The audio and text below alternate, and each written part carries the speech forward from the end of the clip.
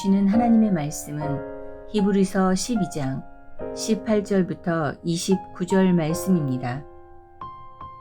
너희는 만질 수 있고 불이 붙는 산과 침침함과 흑암과 폭풍과 나팔 소리와 말하는 소리가 있는 곳에 이른 것이 아니라 그 소리를 듣는 자들은 더 말씀하지 아니하시기를 구하였으니 이는 짐승이라도 그 산에 들어가면 돌로 침을 당하리라 하신 명령을 그들이 견디지 못함이라. 그 보이는 바가 이렇듯 무섭기로 모세도 이르되 내가 심히 두렵고 떨린다 하였느니라. 그러나 너희가 이른 곳은 시온산과 살아계신 하나님의 도성인 하늘의 예루살렘과 천만 천사와 하늘에 기록된 장자들의 모임과 교회와 만민의 심판자이신 하나님과 및 온전하게 된 의인의 영들과 새 언약의 중보자이신 예수와 및 아벨의 피보다 더 나은 것을 말하는 뿌린 피니라. 너희는 삼가 말씀하신 이를 거역하지 말라. 땅에서 경고하신 이를 거역한 그들이 피하지 못하였거든. 하물며 하늘로부터 경고하신 이를 배반하는 우리일까 보냐. 그때에는 그 소리가 땅을 진동하였거니와 이제는 약속하여 이르시되 내가 또 한 번 땅만 아니라 하늘도 진동하리라 하셨느니라. 이 또 한 번이라 하심은 진동하지 아니하는 것을 영존하게 하기 위하여 진동할 것들 곧 만드신 것들이 변동될 것을 나타내심이라. 그러므로 우리가 흔들리지 않는 나라를 받았은즉 은혜를 받자. 이로 말미암아 경건함과 두려움으로 하나님을 기쁘시게 섬길지니 우리 하나님은 소멸하는 불이심이라.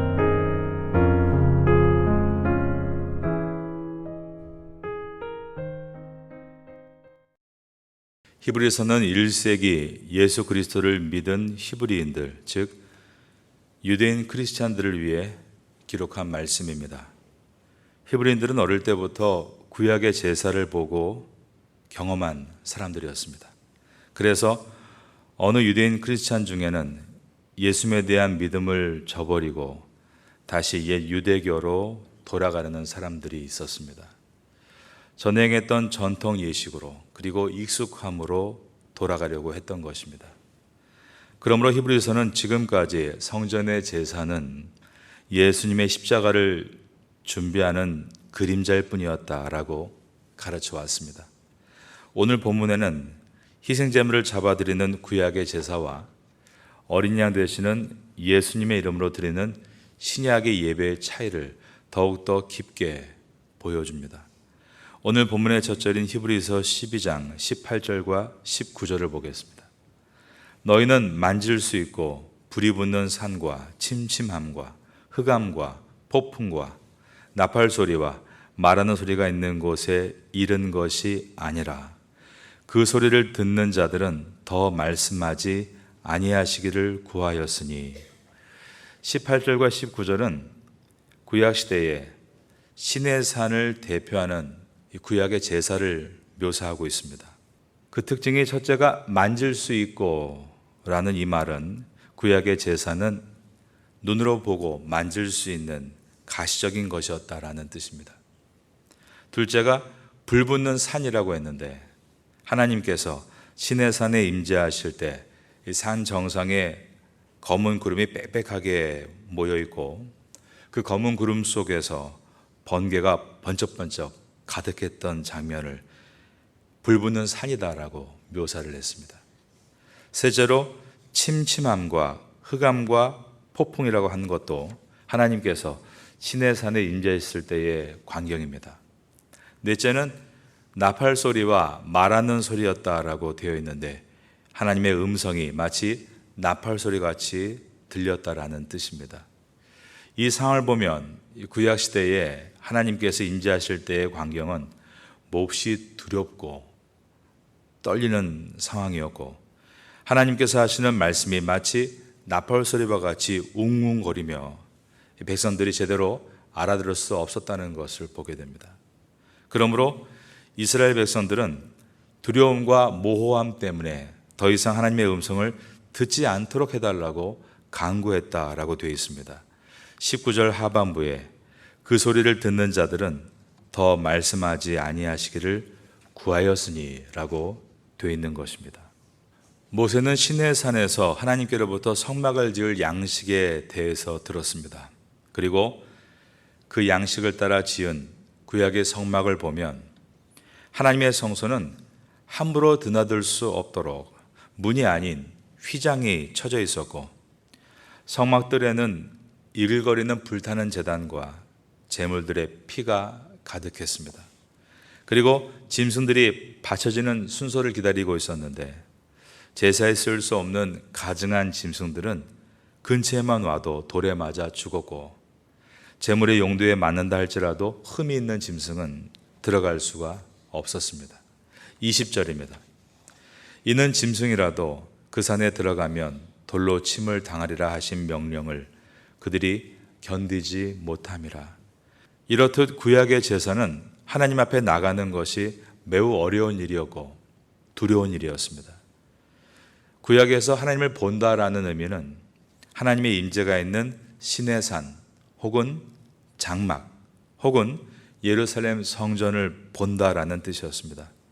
하지만 보는 바가 이토록 무섭고 죄를 반드시 용서받아야만 한다는 절박함이 있었기 때문에 모세조차도 하나님 앞에 나갈 때는 두렵고 떨린다라고 말을 했다는 것입니다.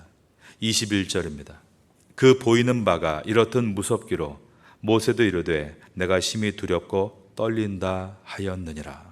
그러면 신약의 예배는 이제 어떻게 변했는가? 22절부터는 신약의 예배를 묘사하면서 그러나로 시작하고 있습니다. 구약의 제사와는 정반대일 것임을 예상하게 해주고 있는 것입니다.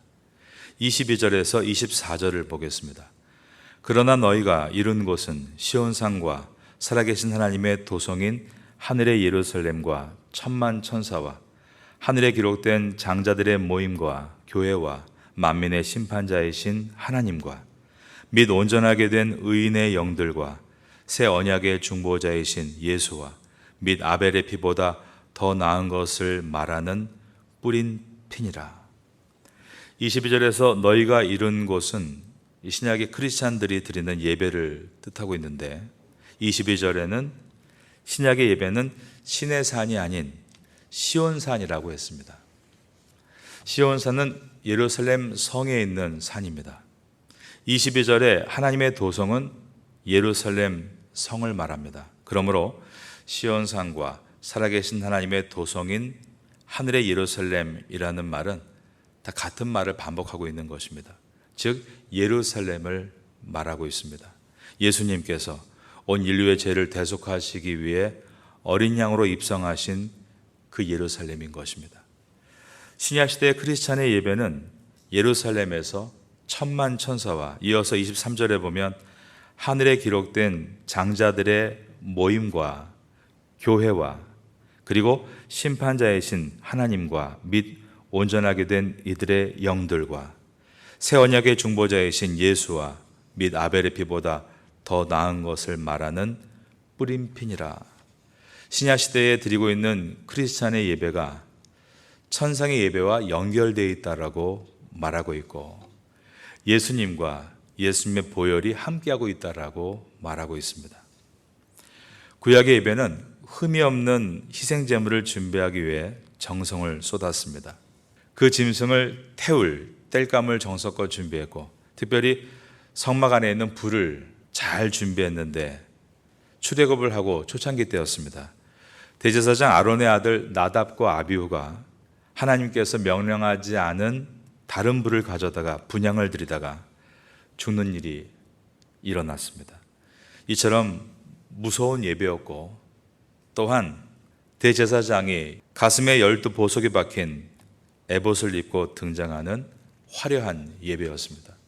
하지만 초대교회 시대 때 크리스찬들의 예배는 우리의 큰 대제사장이신 예수 그리스도의 이름으로 예배를 시작하고 말씀을 듣고 예수님께서 나를 기념하라 라고 명령하신 뜻을 따라 빵과 포도주로 검소하게 성찬을 하고 그리고 감사의 기도를 드리고 예수님의 이름으로 예배를 마쳤습니다.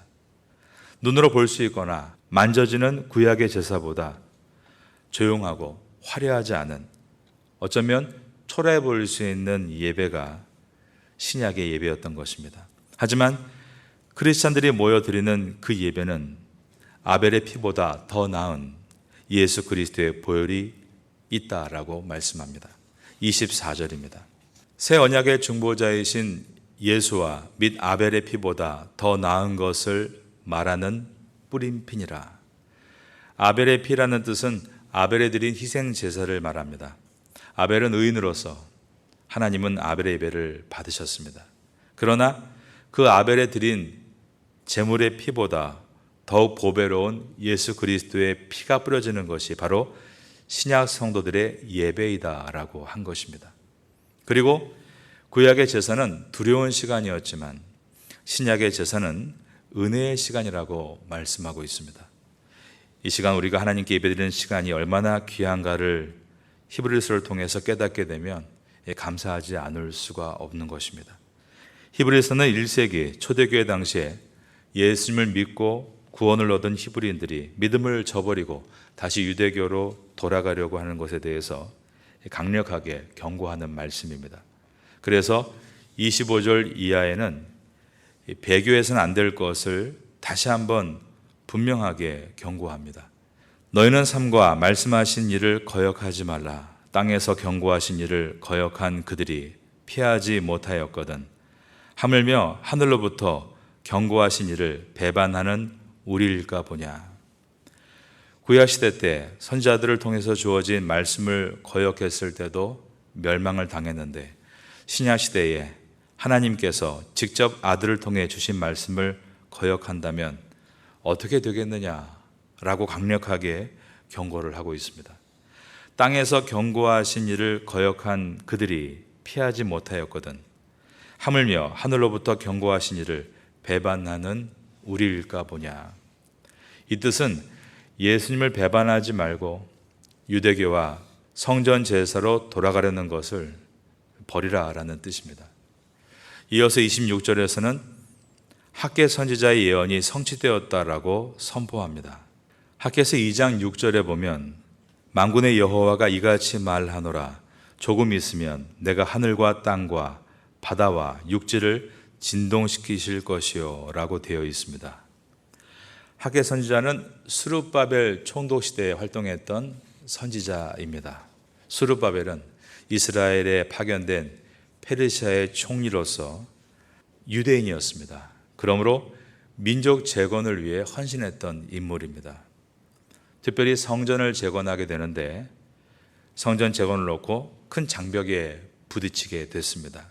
그때 하나님은 그를 위로하시기를 큰 산아 내가 무엇이냐 내가 스룹바벨 앞에서 평지가 되리라 라고 하시며 스룹바벨을 위로하셨고 스룹바벨은 다시 힘을 얻어 바벨론 시대에 무너졌던 예루살렘 성전을 70년 만에 재건할 수 있었습니다. 하지만 새로 지은 성전의 규모는 재정적인 어려움 때문에 예전에 솔로몬 성전과 비교한다면 화려하지도 크지도 않았습니다. 그러자 히브리인들은 성전이 너무 초라하다며 낙심을 한 것입니다. 그때 동시대에 있었던 학개 선지자가 예언을 했습니다. 만군의 여호와가 이같이 말하노라. 조금 있으면 내가 하늘과 땅과 바다와 육지를 진동시킬 것이요. 하나님의 강력한 임재가 있을 것이다 라고 예언한 것입니다. 그러나 이 임재는 예루살렘 성전 건물에 임하는 임재가 아니라 이제 예수님께서 이 땅에 오시고 십자가의 예배를 완성하시고 예수님을 구주로 영접한 성도 안에 일어나는 강력한 임재로서 바로 오순절 마가의 다락방에 120명의 성도에게 임했던 성령 충만한 사건을 예언한 것이었습니다. 사람들은 눈에 보이는 것을 더 믿고 의지하게 되어 있습니다. 여러 종교들이 신전을 짓는 것에 열을 올리는 이유는 사람의 바람이 눈으로 나타나게 하기 위해서입니다. 이러한 분위기를 잘 탔던 왕이 헤롯 왕입니다. 그는 전통 히브리인이 아니라 베두인으로서 백성들의 환심을 사기 위해 주전 20년에 작은 스룹바벨 성전을 다 뜯어서 크게 확장하는 개축 공사를 시작을 합니다. 그리고 그 크기는 처음 있었던 솔로몬 성전보다도 훨씬 더 컸습니다. 외형은 주전 20년부터 9년 만에 완성이 됐지만 계속해서 치장하고 꾸밈으로 인해서 무려 주후 63년에 완공이 됩니다. 총 공사 기간이 83년이 걸린 것입니다. 그러나 역사는 완전히 완공된 때부터 7년 후인 주 70년에 로마의 티투스 군단에 의해서 완전히 무너져 버리고 성전은 돌 위에 돌 하나 남지 않도록 모두 무너뜨렸다라고 전해지고 있습니다. 28절을 보겠습니다. 그러므로 우리가 흔들리지 않는 나라를 받았은즉 은혜를 받자. 이로 말미암아 경건함과 두려움으로 하나님을 기쁘시게 섬길지니. 우리 그리스도인은 눈에 보이다가 없어지는 성전을 바라보는 사람이 아닙니다. 성전이 되시고 희생제물이 되시고 성막이 되시는 예수 그리스도의 이름으로 눈에 보이지 않는 하나님의 세계로 들어가는 사람들입니다. 그러나 그 예배는 눈에 보이지 않는다고 해서 허구가 아니라 그 예배야말로 하나님의 실존을 경험하는 살아있는 예배입니다. 그리고 영원한 예배이며 또한 하늘의 예배와 연결되어 있습니다.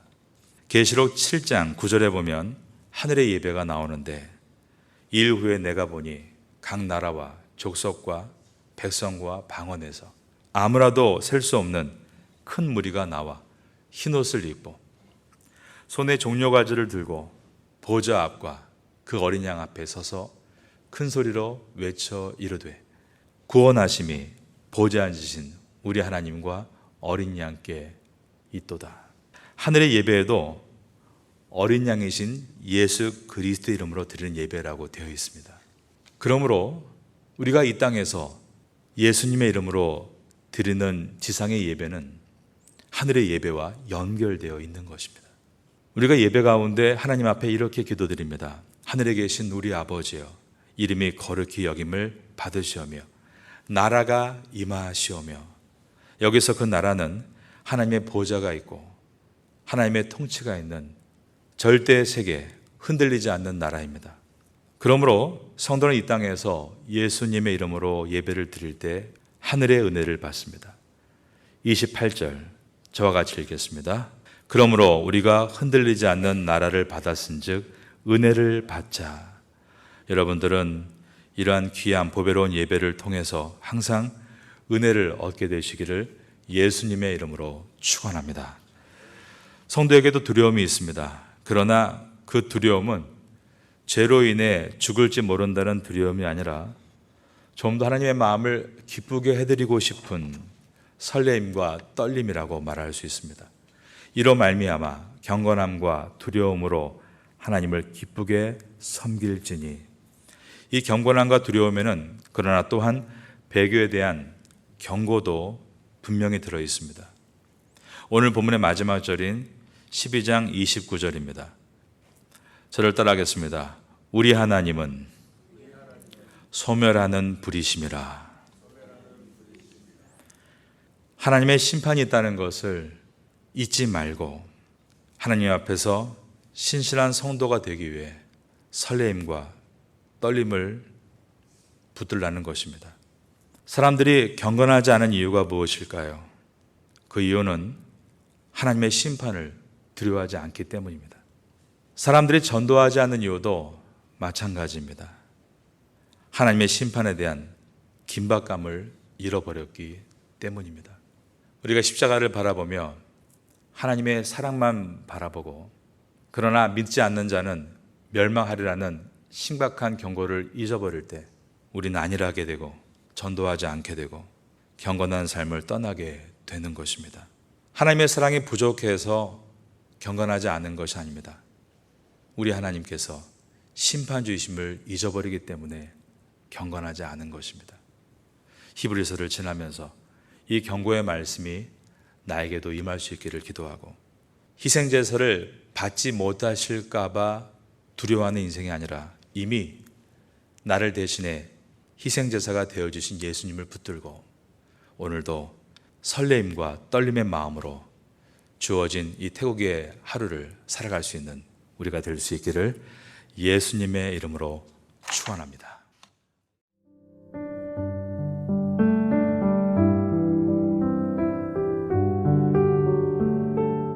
지금은 함께 기도하는 시간입니다. 9월의 공동 기도 제목은 첫째, 하반기 새롭게 시작하는 각 교구 구역 예배를 위해, 둘째, 한인 교회 학교와 태국인 교회 학교를 위해, 셋째, 주간 장애인 보호센터와 농아인 교회를 위해, 넷째, 9월 28일, 29일 장애인 사역 세미나를 위해. 말씀을 붙잡고 기도하는 귀한 시간 되시기를 소망합니다.